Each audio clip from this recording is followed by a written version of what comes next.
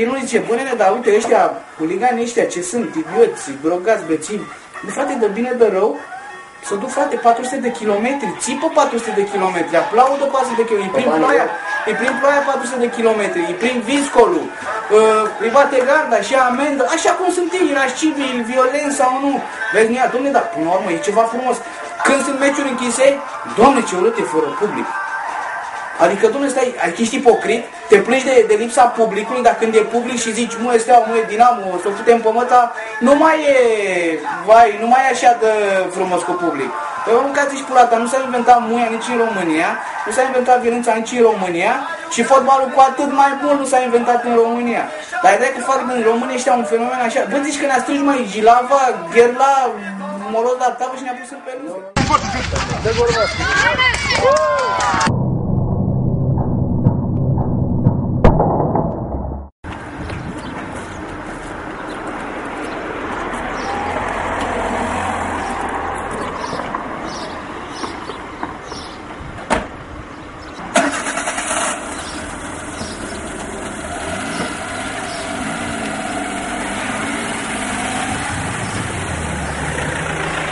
Așa, bă, ia zi, ce lucrezi?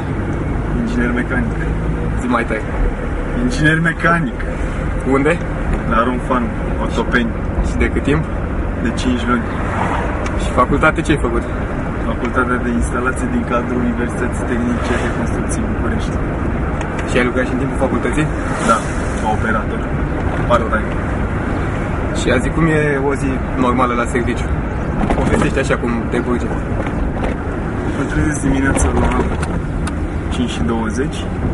Programul începe la 6:45.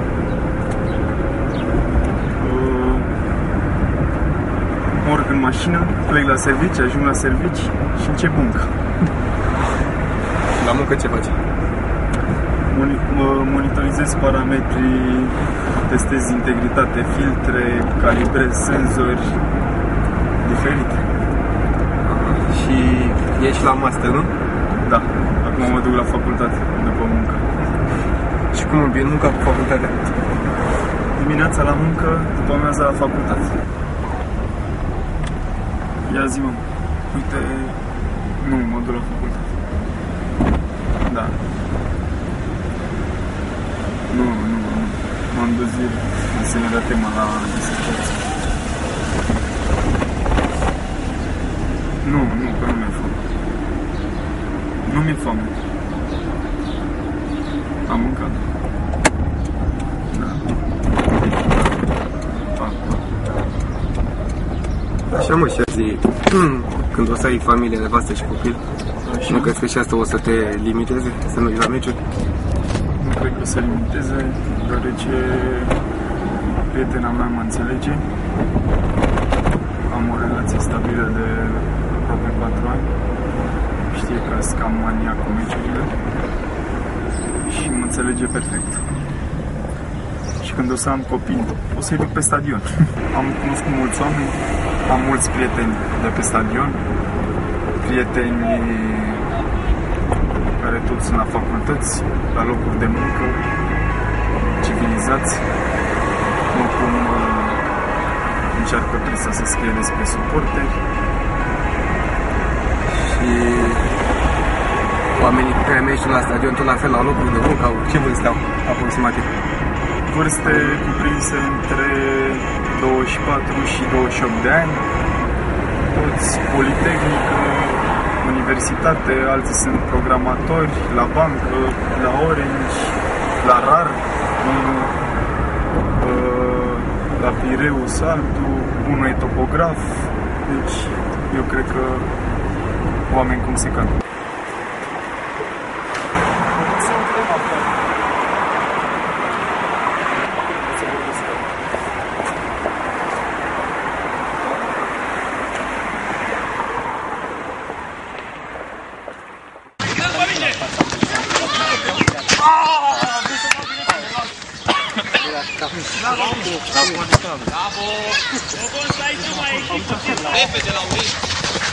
Ia-l pe picioarele ăsta, mă.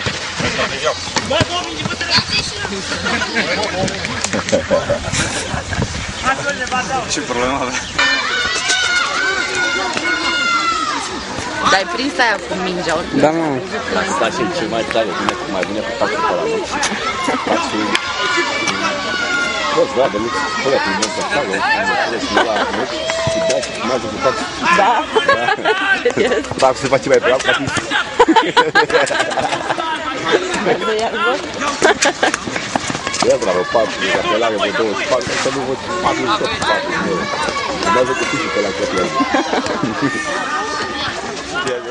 Bine, vorbește-mi despre Steaua atunci. Vrei așa?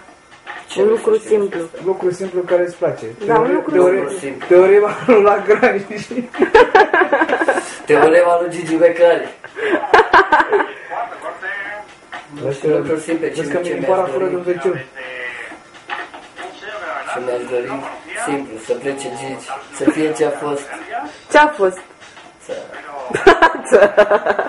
Ce-a fost? Înainte de Gigi. Nici nu poți să-l numești, nici nu poți să-l pui într-o propoziție ce a fost. Numește ceva fantastic. Fantastic. Da. Când ai fost prima oară la meci? La vreun meci la Steaua, înainte de tot. Că nici nu era Steaua. Atunci, Vai, cum să nu fie? Eu nu mi-aduc aminte. Tata așa zice înainte. El.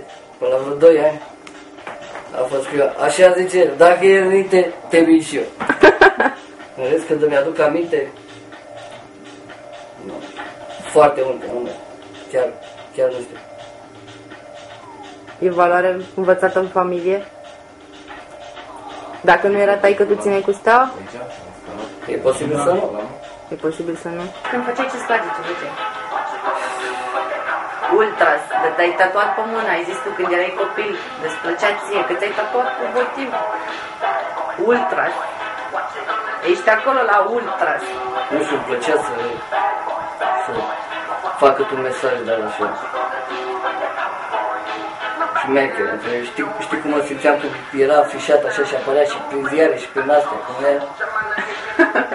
Ce mesaj? Nu contează. Să știu că, uite, eu m-am chinuit pentru mesajul ăla și am dat eu cu vopsea, cu pensulă, cu ce... Acum am mai dat? Doar în cazuri extreme. doar în cazul când se vorbește o